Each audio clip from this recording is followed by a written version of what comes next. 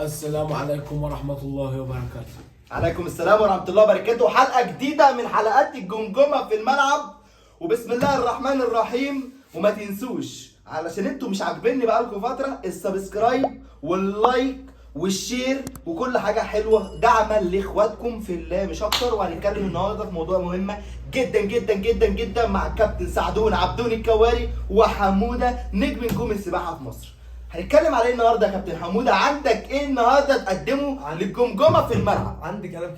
عندي كلام كتير للخطيب وللاداره ويعني كلام كتير قوي بالنسبه لاول حاجه قلت لك هتكلم فيها مجلس الاداره بتاع كابتن محمود الخطيب الفتره دي متخبط جدا. انا شايف اللي هو بيعمل حاجه غلط. من وجهه نظرك ايه هي الحاجات دي؟ طيب عندك نادي الزمالك عمل ايه الماتشين اللي فاتوا؟ يجيب اتوبيسات للجماهير، سندوتشات طبعا زي ما انت. ايوه السندوتشات واللانشون والفينو والكلام ده كله. بصراحه كان نفسي اروح علشان السندوتشات كان شكلها حلو.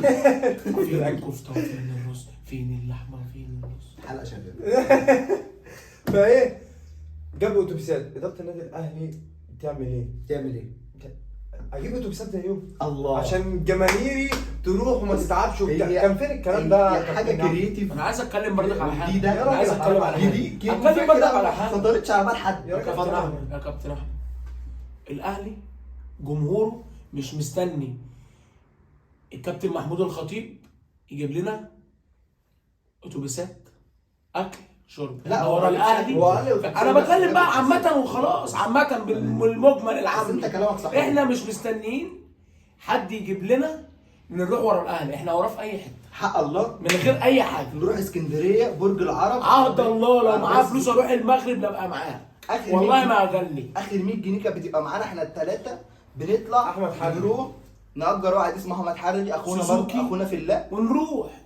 اصل احنا معاه. خرجنا بره الموضوع. المهم اللي احنا لو في ايدينا حاجه نعملها. بس القصه كلها انا احب اتكلم في نقطه صغيره يا كابتن حموده بعد اذنك. اتفضل يا كابتن. النقطه كلها بتقول ايه؟ انا بروح بتهان. معلش مفيش جمهور بيتعرض لكميه الاهانه دي في ان هو يتفتش وان هو يدخل الاستاد بطريقه معلش يعني اللي هو بتاعت التشجيع. انا واحد داخل بتيشيرت عليه نجمه وتحتيه رقم 72 مشتريه من الستور بتاع النادي الاهلي. تحرقها لي ليه؟ طب ترمي لي التيشيرت ليه؟ ترمي لي كام حاجات احنا مش فاهمينها، ودي حاجات امنيه وبنحترمها تمام. بس مفيش حد بيحصل معاه كده غير المفروض الاداره غير جماهير النادي الاهلي بس. وعارفين الكابتن الباشمهندس سراج الدين اتدخل في الموضوع ده ومشكورا الفتره اللي فاتت بيساعد الجماهير. يعني هو الوحيد يعتبر اللي من الاداره اللي بيعمل الكلام ده. فعندك حاجه تاني تعاقد مع اوجستو. هي الكوره لمين؟ للجماهير. بالظبط كوره للجماهير. كوره للجمهور. والاهلي ملك لجمهوره، هم من صنعوه. مين اللي قال الكلام ده؟ الراحل العظيم صالح سليم الله يرحمك يا كابتن. وعندك ما تعديش جمهورك. ما حدش يعادي الجمهور لاجل سببين، لا هتعرف تنام ولا هتعرف تنام، والكلام عندي خلصان. اتفضل يا كابتن حمود. نكمل. عندك تاني حاجه التعاقد مع اوجستو بتاع الزمالك. دلوقتي انت شفت مدرب خارب الدنيا مع النادي المنافس بتاعك. تمام هتعمل ايه؟ اروح اجيبه بعد ما اصلا خسرت المواسم كلها. طب انت في نص الموسم بتاعك نعمل. ما تشوف يا عم في نص الموسم انت لقيت نفسك وحش، اطلع بره وشوف. جيب مدربين، جيب سيفيهات يا عم. فين الناس اللي بتشتغل على الكلام ده؟ جيب لعيبه، مش راح تجيب لي المحترف بتاع. طب انا برضه لسه عند وجهه نظر يا كابتن حموده. انا دلوقتي في نص السيزون هجيب مدرب ازاي؟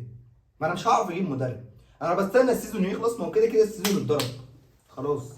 انا مش يعني خلاص. انت شايف ان في مستقبل الفريق خلاص ولا دوري ولا اي حاجه هتعرف خلاص. يبقى انت من دلوقتي وانت شايف الفريق بينهار تحضر خلاص. وانا بحضر وقع ان الراجل ساب الزمالك ما جابوش. وانا بحضر راجل ناجح. انا ما بتكلمش على كده. ما انا عارف زي باتشيكو. زي موضوع باتشيكو. هو باتشيكو جه الدوري ليه؟ بيراميدز جابته ليه في نص السيزون؟ علشان هو راجل حافظ الدوري. نفس الكلام على مدرب السله بتاعنا اللي هو مدرب الزمالك السابق. راجل حافظ هو جاي يعمل ايه، مش محتاج يتعرض. وعارف قيمتك وعارف اسلوبك تمام. وعارف فاهم، ان انت محتاج كل فاهم، الكوره بتلعب هو عليها. فاهم. بالنسبه تمام. للمحترف اللي جابوه من الزمالك، ليه انا ما اجيبش بقى في نص الموسم؟ اهو محترفين وانا قلت يا عادي. كابتن حموده انا صفقه بعرف اجيبها خلاص، ما انت جبت مؤمن زكريا من الزمالك، جبت كهربا من الزمالك، جبت كذا لعيب كتير يا عم من كرة الزمالك. القدم غير كرة السلة لا يا كابتن هي يا أحمد. كابتن ده بالعكس، لا. ده الانتقالات في لا يا الصالات كابتن أحمد. اسهل من الانتقالات لا يا في كرة القدم. طب ما ماشي، لا. ما احنا بنتكلم في ده، في اللي انت ممكن تجيب اي حد تاني عادي، مش لازم دول، خلي طب حط بلان عندك ايه تاني يا وبلان كابتن وبلان سي. حموده؟ عندك ايه تاني؟ عندي دلوقتي انا يعني انا مش مرتاح بصراحة لكابتن امير توفيق، انت بتعمل ايه؟ لا بجد بيعمل ايه؟ هو فين العظيم هيثم عرابي؟ جاي له بس يعني امير توفيق بيعمل ايه؟ انت كل اللي بيعمله اللي انا شايفه بيعمله في الصفقه، تعالى يا كابتن تعالى نتصور مع بعضينا خلاص انا مخلص، واصلا كابتن محمود الخطيب اللي بيكون مخلص الصفقات اللي أيوة. فاتت، هو واخرها مروان عطيه.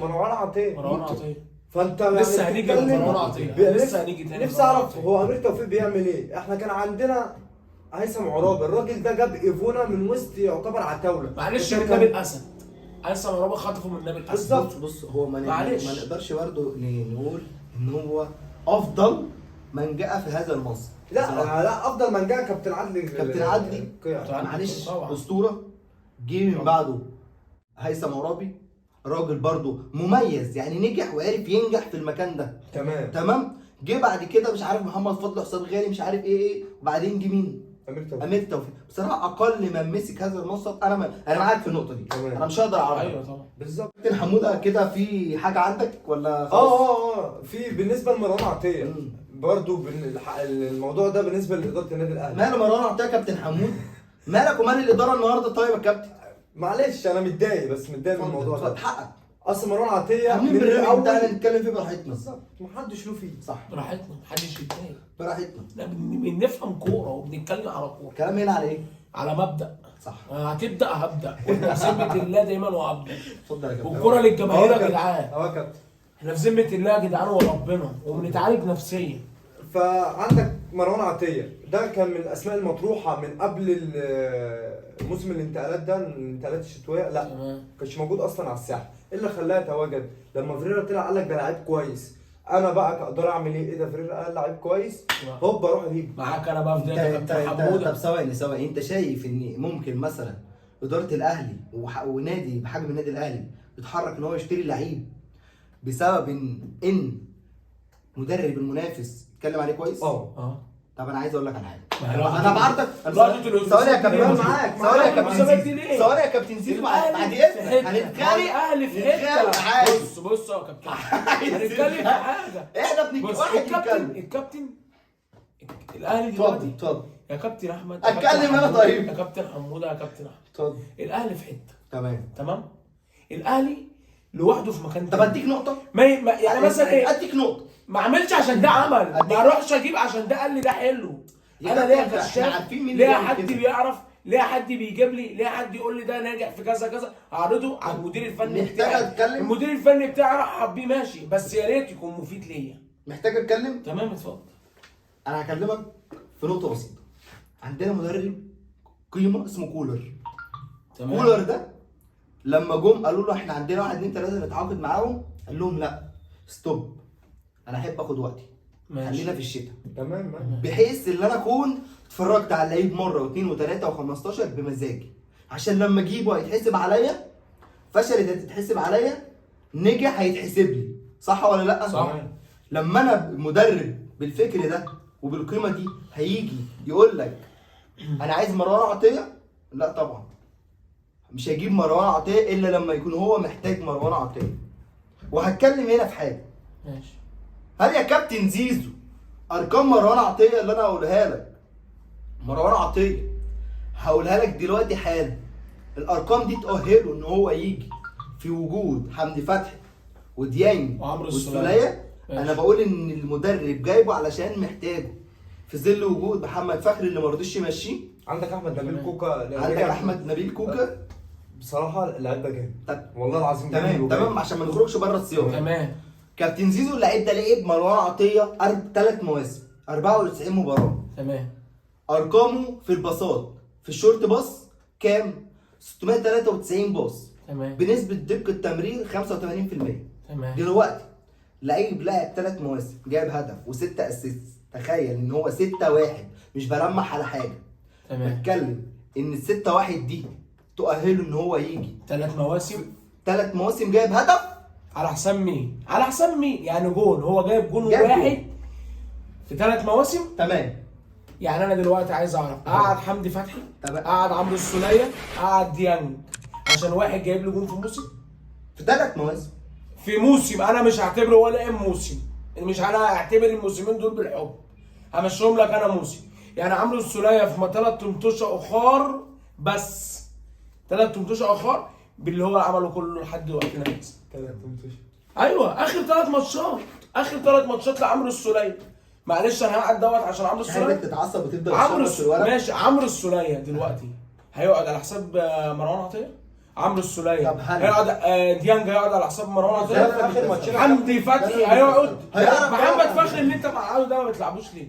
ما بتطلعوش ليه وبتبتدي بيه ليه وتهاجم بيه وتلعب بيه وتشوفه ليه؟ هو يعني بعد جبت لي يعني مروان عطية كلفك كام؟ كلف النادي الاهلي كام؟